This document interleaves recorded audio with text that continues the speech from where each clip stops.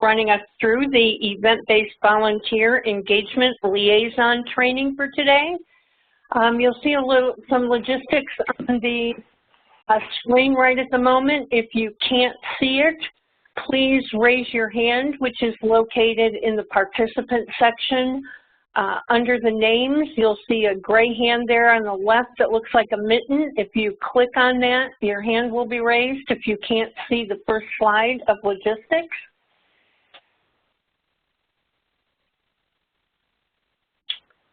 Okay, great.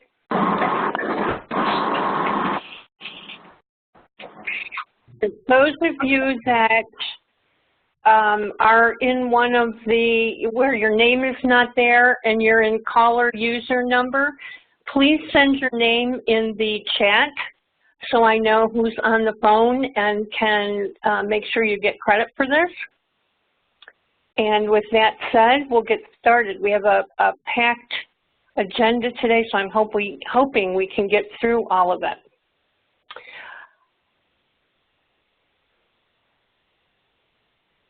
So the event-based volunteer engagement liaison is a temporary position on large disaster relief operations to help us grow our EBVs and our EBV process. Kelly's not able to join us today. The purpose of this training is to provide information about the expectations, role, and responsibilities of the EBV engagement liaison, and to identify interested individuals to perform this role on large disaster relief operations. We hope that this is a short-term position that's needed once we socialize the new EBV processes with the groups and activities, and once our new EBV folks are really attuned to operations, this should become the norm. Until then, we want to make sure we give special consideration to everyone and have created this temporary position. The training today will go through the objectives, a little bit of the background, then the liaison roles and responsibilities, and somewhat in the EBV process. And then hopefully we'll have time to open it up for Q&A before we go on to the next steps. So the objectives today, I'm hoping that when we're done, you can describe the role and responsibilities of the EBV engagement liaison, explain the process, provide information about groups and activities and the EBV tasks, identify barriers to the EBV use and satisfaction, and provide suggestions to remove said barriers, explain phases used in the EBV activity, and advocate for EBV use with our groups and activities.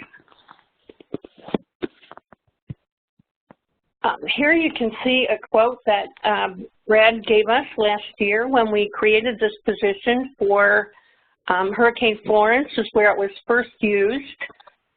And the real goal of this position is to increase the number of EBVs that we have actually working on the operation. Not in the queue, not on paper, not anywhere we can't see them, but we want to really get them out there and put them to work in our work sites. So last year on Hurricane Florence, we started this, and then we used the same position on Hurricane Michael, as well as the two wildfires in California. And this was how we used to do the reporting in the doc briefings. You'll see that we have a column for the unique volunteers. Those are actual individuals and how many shifts they filled. And then we have the shift fill rate, which is filled and available, a % of that. So you can see that last year on these 4 operations, well 5, I shouldn't say that, on these 3 major types of DRs that we had, the 7 operations, we had 3,400 EBVs, individuals that filled 7,684 shifts for us. That's good. It's good tracking that we had this year. and that was 40% of our fill. We can't really use the shift bill rate yet to tell us a whole lot because there's so many complexities in the shifts themselves and in the EBVs and who shows up. But the unique volunteers and the shifts filled are pretty solid numbers.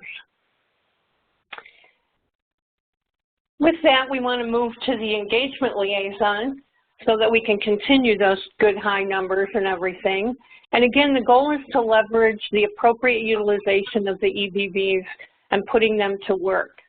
So we want this role to ensure that the groups and activities are requesting EBVs in a timely manner. One of the things that we know is that EBVs are from the affected area, so some of them are working, some of them are still in school and have childcare, whatever. But it's much better to request an EBV that you need in a few days than it is for tomorrow morning. So we want to help groups and activities request them appropriately, yet in a timely manner.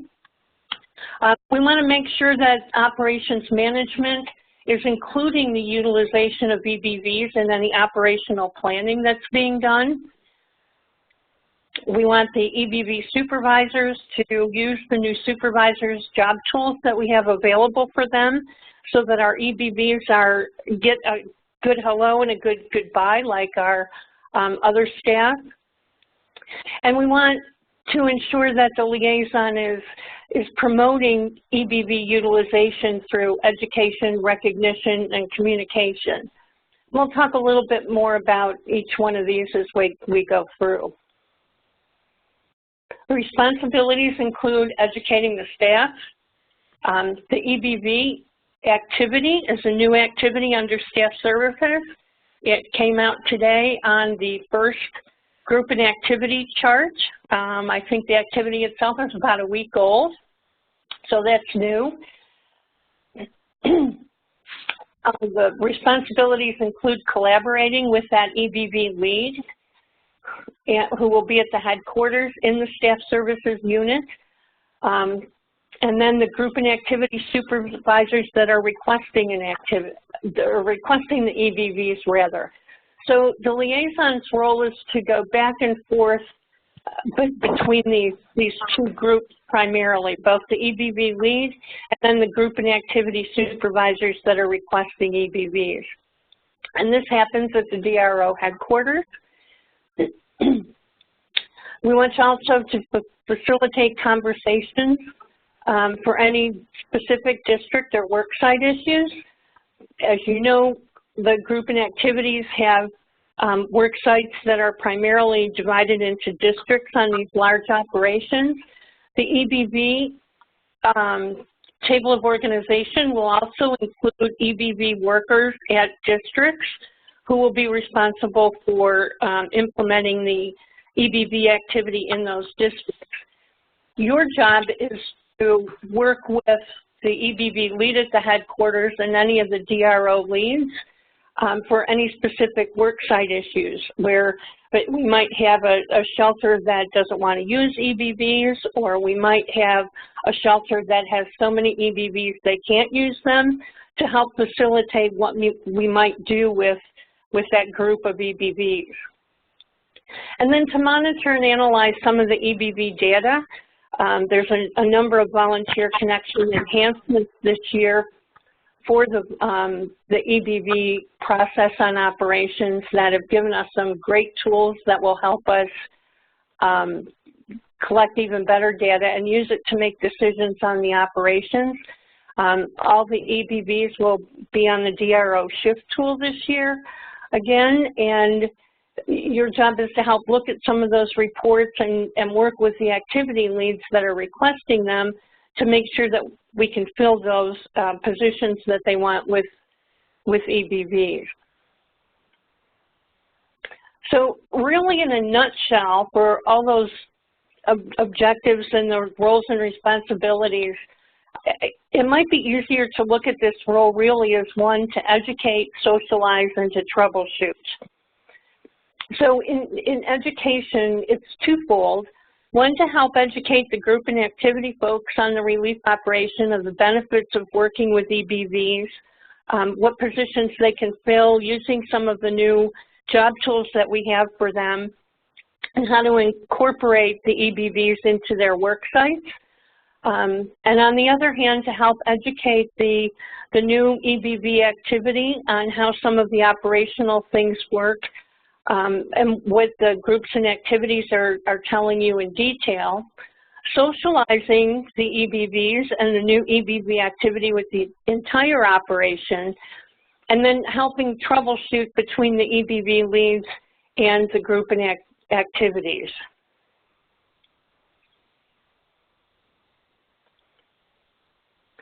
So going back and looking what we had before, you're seeing the large numbers that we have here. It's quite a few, and these are the ones that actually work to shifts.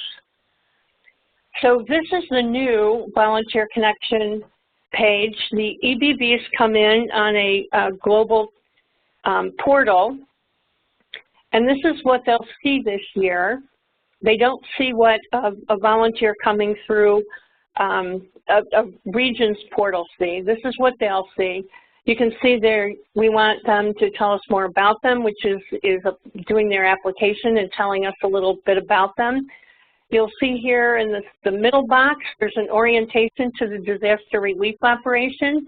So we can embed a generic relief operation orientation on their homepage, as well as operational training like shelter fundamentals, logistics, and feeding. So the EBVs that are coming through the portal and are ready to sign up for the team, in most cases we've found have not only their background checks completed, but they've also had the DRO orientation and the operational training for the area that they want to work in. The DRO shift tool, this is new this year. I think it's really cool myself. You'll notice on the map part, I can pick where I live and my shifts will pop up closest to my house. Or I can look at it, as you see on the left-hand side with the shift filters. I can choose what my time available is, the type of shift I want, which is whether I want to help with feeding or sheltering types of things. And then I can go to the upcoming shift. So I have at least 3 ways, and I believe I can do it on the calendar as well to sign up for a shift, which is much improved over the shift tool that we used last year. Embedded in the shift tool when they get there is information about what is on that shift. They have the name and location of where they're going, a description that comes from a job tool that has been created by the groups and activities and volunteer services, and then terms and conditions. Those of you in disaster are familiar with terms and conditions, but we call them the physical capacity grid and qualifications. The Volunteer Connection DRO shift tool calls them terms and conditions, which the volunteer needs to review. And then, as you can see on here, it has a box to check that they confirm the requirements. They also sign up with the wellness agreement that is currently being piloted by the DAT team members. Once they complete all this area and they click the sign up button is when they can sign up for a specific shift. The EBV supervisors now have an EBV supervisor toolkit on the exchange, which has been released this week. In it currently are the EBV task assignments job tool that we have that we'll go over in a minute, and a direct supervisor task list for working with EBVs, and then some EBV supervisor training tools. If anyone has looked at the EBV toolkit itself before, you would have seen the supervisor training tools and a number of the job aids from Toyota that Toyota helped us create. Those are still listed for some of the tasks and activities, and that's what those supervisor training tools actually are. The task assignments are on a job tool that looks like this. with the task, a description of the task, the terms and conditions and the credentials, and the time block. This is a job tool for both those in the EBV activity as well as the groups and activities to use. The EBV unit will use the description and the terms and conditions to populate volunteer connection on the shift tools, and the activities will use this to request the workers on the staff request. The sheet is built with a number of different groups and activities. There are 7 of them that all the shifts need to relate to for reporting purposes. So regardless of what the request is for a staff person, we need to fit it into that, one of these 7 boxes so that we can get the reporting right. And I know that sounds very confusing, but here are the common activities that we need to fit it in. They can request any additional tasks that they need done, and we can add them to the shift tool, but they need to fit into shelter, feeding, distribution, warehouse, and general.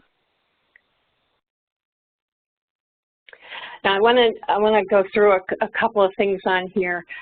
We did a big analysis of those 7 operations that we covered in that shift tool, and you'll see on the left-hand side, these were the most requested shifts, and the right-hand side were the most filled shifts. Those that are in bold are not on the current task assignment sheet for EBVs, but they were all added. Obviously, they were filled. So we're going to gather that information over time and then update the sheet. But if someone wants unsolicited donations and to assemble kits, it then needs to be grouped into one of these activities here so that it can be attributed to on the reporting. Now, this is what they did.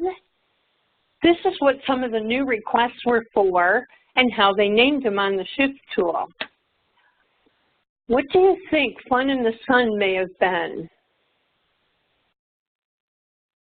And I know there's so many of you on the phone, I don't want to open the phone lines because it'll take us a while to get back, but Fun in the Sun was cleaning cots. The operation found that when they put in there to help with cot cleaning, they didn't get a lot of people to sign up. When they renamed it Fun in the Sun, they got a lot better response, and then also got somebody in the community to come and they did music and had ice cream and made it a Fun in the Sun day to get all the cots cleaned. How about Operation Lily Pad? That was another unique one, and one of the operations last year, whomever was evacuating people by helicopter, and the Red Cross met them at the drop-off point to get them to the Red Cross shelter. So they called that one Operation Lily Pad. So you can see that even though we have them on the group and activities list, more geared towards the disaster known groups and activities, sometimes changing them to a more generic, fun, non-Red Cross terminology, will get some of the shifts filled. So keep that in mind as you're working with folks. On the staff request form, as a reminder for some of you, the middle section of it is a request for EBV specifically, done by task rather than group and activity and position, and specifics on when they need them. And by using the name, putting in the task with the name on the group or the EBV task assignment job tool, then when the EBV activity sets up the shift in volunteer connection, they'll go to that and use the description and the terms and conditions as well.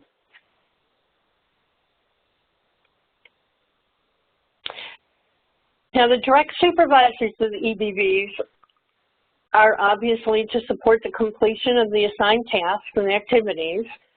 We want to make sure they give them the EBVs that are presenting at their work site who have signed up, good expectations, coaching and feedback.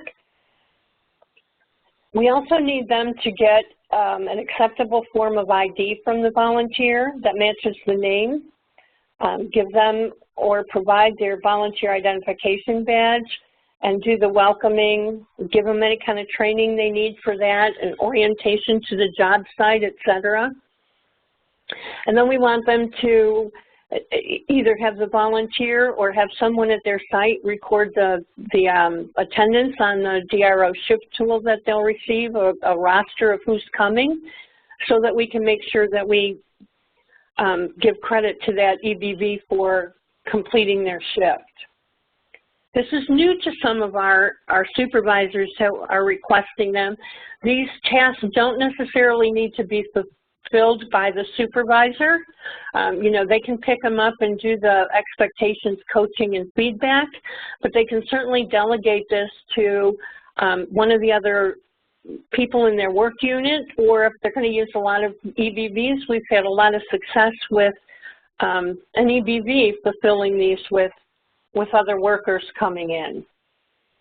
And this is all on the other job tool that we have for the EBV supervisors, which is a checklist of what they should do before the shift, at the start of the shift, and at the end of the shift. So these are some of the other tools that one of the jobs of the EBV Engagement Liaison is to socialize and educate the people on the operation with. And again, we have the EBV activities new in staff services. They'll have the 3 positions that the other groups and activities have commonly, the service associate, supervisor, and manager. And I wanted to make sure everybody knows that the EBV activity will be responsible for engaging the disaster event-based volunteers, the non-disaster local community volunteers, and new volunteer groups through recruitment efforts. So a little clarification, the non-disaster local community volunteers are our biomed or SAF folks who are not current responders and not trained, but have time from their either their job as employees or who want to come and help their community. Those will go through the EBV activity. Local community responders will go through the LCB activity. And then new volunteer groups are those that we don't have a national agreement with that will come through here, and new local groups. I should add that as well. So if we have a group from that just pops up on an operation of, you know, the neighborhood chainsaw gang, so to speak, that wants to come and help serve at one of our shelters during a meal, that will go through the event-based volunteer activity. If the Mennonites want to come in and help do cleanup, that'll go through our community engagement and partnerships folks. The EBV activity is going to have team members with these positions on an operation. They'll have a lead, which is probably a manager level on the larger operations. They'll have someone doing recruitment, scheduling, engagement, volunteer connection, and the volunteer intake center. So these will be units within that activity. As you can see, they may have one person filling 2 or 3 of these positions. They may have a whole team filling them, depending on what's going on the operation.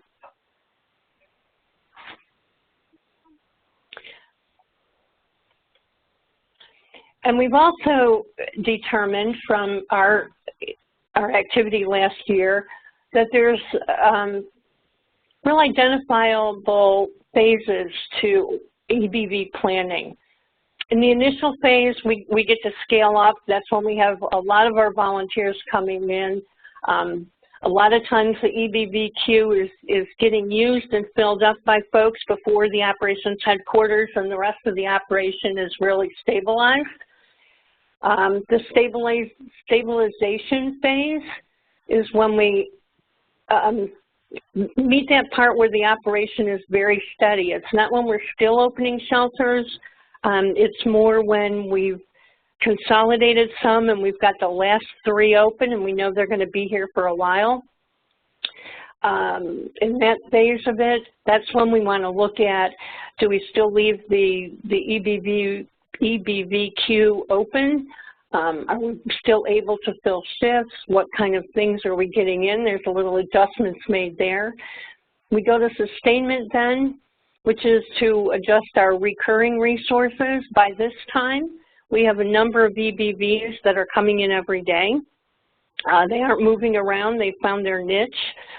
They're there. So again, we need to adjust, probably turn off more of the EBV locations. We probably downsized even more at this point in time. And then we move to demobilization, where we're completing the service delivery, maybe just looking at some recovery areas, which would be smaller than on the response side of the house, and getting to working with the local volunteer services as well as the workforce engagement folks to start converting these EBVs that they had into general volunteers. So these are the phases of the EBV cycle that we're looking at.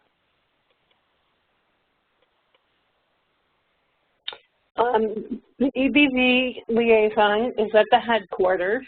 They report to the deputy director, and we're going to be filling those by a by-name request. As I said, we think and hope this is really going to be a short-term education socialization boost position. So we're not going to add it as a specialty track or as a group or activity type of thing. So we'll use by-name requests. Primarily working with the EBV lead and group and activity supervisors.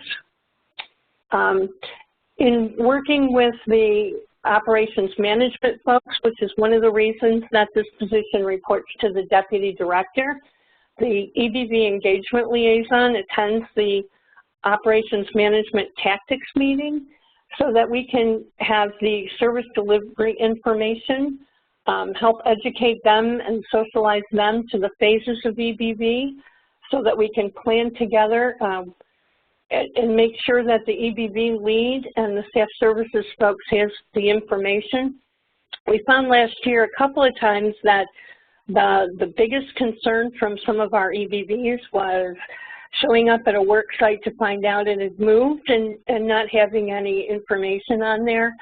So we found that once we had the EBV engagement liaison attending the tactics meeting, they could bring back before it was announced to adjust and to work with the groups and activities to adjust some of the shifts that were coming up when we knew the activity was going to be, or the work site rather, was going to be moving. Again, the education, the facilitation of conversations. In monitoring and analyzing the EBV data, I'll talk about that in a second. I'll talk about that in a second, and that'll make more sense to you. And then looking at the other reports that we've got, and I think those might be next. They are. The workforce feedback. There's 2 text campaigns that Volunteer Services does or can do. They're not automatic, and one of them is to send a text or an email to a current EBV who has signed up for a shift, asking them to evaluate their experience and to validate that they signed up for their shift.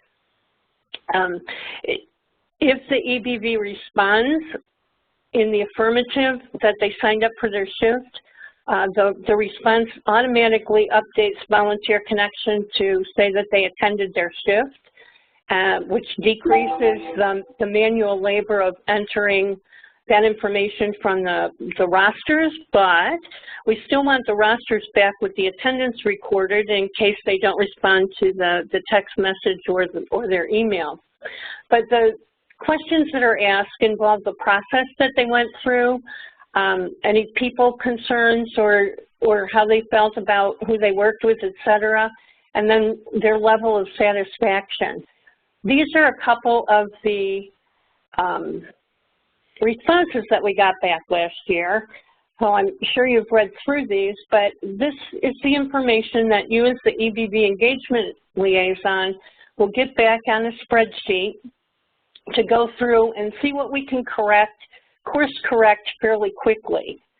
You see these are in the process arena are all things that we can take care of. And some of the process things go to the EBV unit, and some of the process things go back to the group and activity. So we look at these things, and here's the good one in the function is 5 hours on a shift to complete 1 hour of productive work. Spent 30 minutes looking for the point of contact or check-in site. Those are things we can help course correct so no one else goes through that. Talking with the EBV lead about how to help getting signed up by the wrong place or on a wait list, etc. Also worked real well. People comments we got.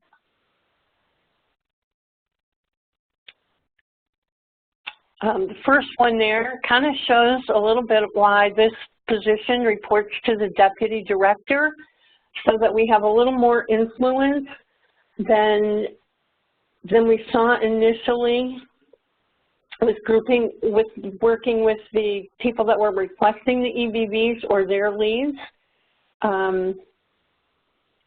Drove 80 miles, their name wasn't on the list, didn't ask us our names, thank us, or anything like that. So this is the education and the socialization and helping the group and activity and the direct supervisors use the job tools they've got, and especially that arena to plan on these folks showing up type of thing. And then there are areas of satisfaction.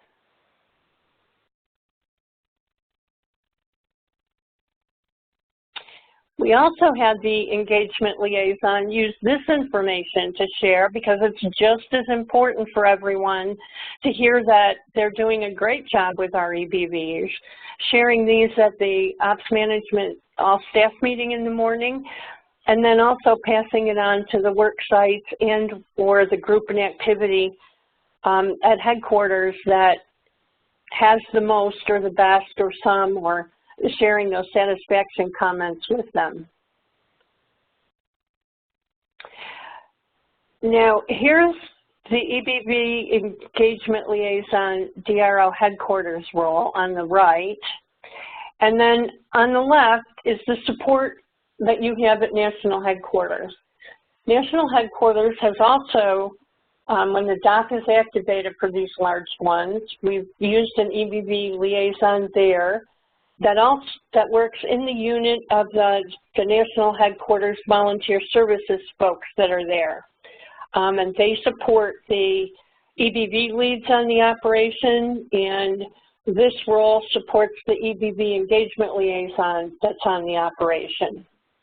The EBV engagement liaison person will also be participating this year in the volunteer services, or the EBV group and activity, sorry. It's going to take a while to get used to that. The EBV activity phone calls with the division volunteer services executive who gets the unit together, the leads, from the division that's affected, so we can compare notes, work on things, turn things on, turn things off in volunteer connection, etc. And the engagement liaison will be a part of those calls this year as well. I think this says the same thing. So let me go before we get there and see what questions we may have in the chat, because I know we have some.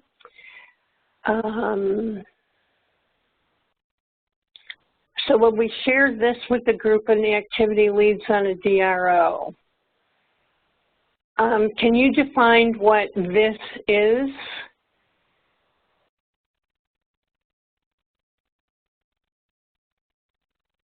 Whoever wrote that comment, Susie, can you tell me what if I take you off mute, what do you mean by, what would you share with the group and activity leads? Hang on, I got to find you in here.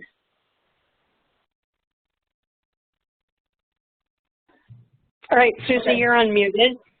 Okay, can you hear me okay? I can. Okay, so that was the chart that showed the tasks and the hours and the duties and responsibilities. So will they have access to that, or can we just print that out and share that with the activity leads? Those are all on the exchange, in the activity, in the EBV Supervisors Toolkit on the exchange.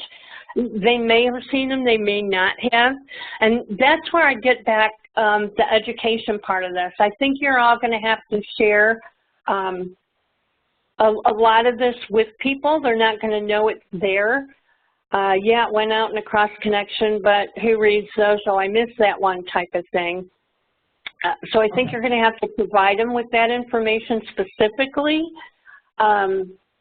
Those that were on it last year might go, oh, I've got one of those from last year. Did it change? So I think it's going to be a little bit of everything. Okay, and then the other question right after that I had was, what were some other things that were included in the general for those tasks? I think you mentioned some, but is it anything that's not listed already that you can make in the general to make a task? Yeah, the general is kind of the catch-all. Data entry, making signs, translation, call center, all of those kind of things. If you can't put it in one of the actual response boxes, yeah, it goes in the general one. Okay, thanks. Uh-huh.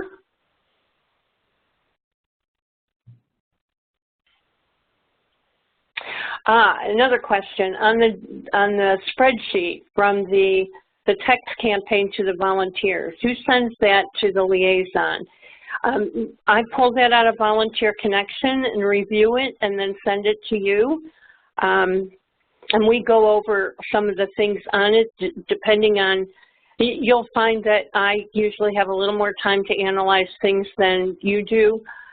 So I kind of look at it at first and see what some of the issues are and whether they're new issues or repeated issues, and then we kind of brainstorm after you look at it. You also, I believe, are the one that shares that with the EBV lead so that they can look at any of the process or functional ones that may be in their realm to address versus on the group and activity side. See what else we have in here. How will you determine who's qualified to fill this position? Well, we're kind of going with who wants to fill it, who feels they have enough group and activity and operational experience to be able to fill it. You don't really need to have worked in a shelter before, but you need to know where to take the information and how to work with the group and activity leads to bring them along and to advocate for the EBVs. You need to know enough of the volunteer services or the EBV function itself to be able to, in a sense, interpret or socialize that with the groups and activities. And on the flip side of that, to help volunteer services or the EBV activity, how to use operational information. And a good example that we had last year of that is the consolidation of some shelters were announced at the staff meeting. So everybody knew that shelter 1 and 2 were going to close and merge into shelter 3 on Wednesday, and this is, you know, 2 days from now. Because they were so new last year and didn't have a lot of operational experience, the folks that were working in the EBV activity didn't put together how that closure would affect the EBV list. So we found out real fast. You saw on there with the thing that, you know, I got to my work site and there was no sign on the door and nobody was there. So this is just going back to help make sure, okay, you heard we're going to close 1 and 3 today. That's the one in Timbuktu and Timbuktu 3. So let's look at those shifts. Do we need to cancel any of them? Do we need to call volunteers and tell them not to come? Do we need to see if they can go to the other shift to help put that education together and socialization of those kind of operational things to fit it in with the EBV stuff and volunteer connection? So it's up to you all here. I didn't get into a lot of the details of volunteer connection and the EBV role because your role is not to supervise them. We didn't get into a lot of group and activity details because your role is not to supervise them. It's really to broker and leverage EBV advocacy to both groups on the operation, where to use them, to make sure they're using them, and to make sure the EBVs are satisfied. So you all are going to need to determine whether this is something you want to do. That's a good place to go on the next steps. It's where to go. There we go. To do that, I'm going to send you the written out liaison role and responsibilities that might be a little clearer, and some links to the current EBV information for you to review, especially the info for the groups and activities. I'll send you this training slide deck, and I'm going to include some additional slides that are a little more detailed from volunteer services, just to give you a little more of an education. And I think we might need to set up an additional webinar to answer questions, et cetera, after you've gotten to look at more of the details in it. And then what I need from you, hopefully by the 4th, and of course I hope somebody can do it in the next few hours because it looks like we're going to need some of these, whether or not you want to be assigned as the EBV Engagement Liaison, your availability from now through November, and those of you that are an employee of the organization need to make sure you've got your direct supervisor approval for this role and for the availability dates. And I say that because we had some folks from operations management last year that fulfilled this role, or that wanted to fulfill this role, but their supervisor wanted them to develop an operations management as a site director so that they could get promoted. We had some volunteer services folks who wanted to work in this role so that they could learn more about the groups and activities, and their supervisor said, no, we need you to learn the EBV parts of this. So you really need to make sure your direct supervisor says that this might be a good fit for you. The people that took it, were in this assignment last year didn't have any of this training. We kind of winged it, and they all did fine, and you saw how many volunteers we had. If you look at that number again, most folks filled more than one shift, so that's good. So I believe most of you that signed up will be fine. So you just need to see what you want to do. Let me add in the what I need from you. If you do want to try this to be available for the EBV Engagement Liaison role, let me know after you look at this stuff what other information you think you want or you feel you need so that we can make sure it gets covered in another session. Now, let me double check the chat again before we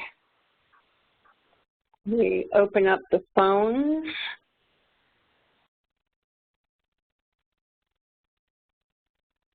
All right, so questions. If you have a question, why don't you go ahead and raise your hand and I'll call on you first before we open the call in general. I know there's a lot of information here.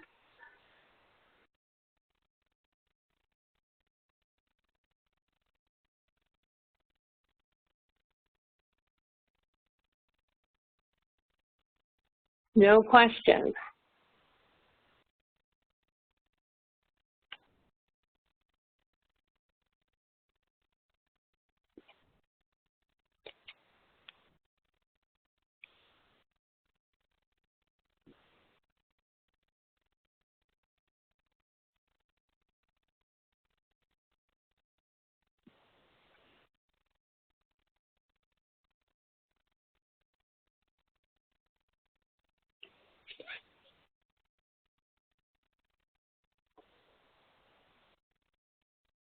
Anything anyone wants to look at again or go over?